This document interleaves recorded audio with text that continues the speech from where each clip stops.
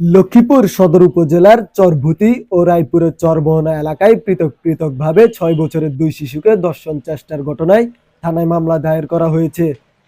বুধবার রাতে নির্যাতিত দুই শিশুর মা রায়পুর ও সদর থানায় পৃথকভাবে নারী ও শিশু নির্যাতন দমন আইনে ২টি মামলা দায়ের করেন। মামলায় অভিযুক্ত মনির হোসেন ও রিপন হোসেনকে গ্রেপ্তার করা হয়েছে। বৃহস্পতিবার ভোর রাতে সদর উপজেলার চকবাজার থেকে রিপন হোসেন ও রায়পুর উপজেলার চরমোহনা এলাকা থেকে মনির হোসেনকে গ্রেপ্তার করা হয়। পুলিশ ও ভুক্তভোগী দুই শিশুর স্বজনরা জানায়, ১৮ মার্চ বিকেলে সদর উপজেলার ভবানীগঞ্জের চরবুতি এলাকায় ৬ বছরের শিশুকে চকলেটের প্রলোভন দিয়ে ধর্ষণের চেষ্টা করে রিপন হোসেন নামে এই বখাটে। অপরদিকে রায়পুর উপজেলার চরমোহনা এলাকায় অপর শিশুকে একই কায়দায় ডেকে নিয়ে সুপারি বাগানে ধর্ষণের চেষ্টা করে অভিযুক্ত মনির হোসেন। বিষয়টি জানাজানির পর স্থানীয়ভাবে একটি প্রভাবশালী চক্র দুইটি ঘটনায় মীমাংসার নামে ধামাচাপা দেওয়ার চেষ্টা করে।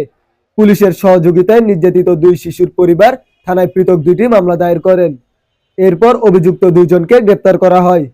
সদর ও রায়পুর থানার ভারপ্রাপ্ত কর্মকর্তা মোহাম্মদ আব্দুল মুন্নাফ ও নিজামুদ্দিন ভূঁইয়া ঘটনার সত্যতা নিশ্চিত করে বলেন, অভিযুক্তদের গ্রেপ্তার করা হয়েছে। তাদের আদালতের মাধ্যমে জেল হাজতে প্রেরণ করা হয়েছে।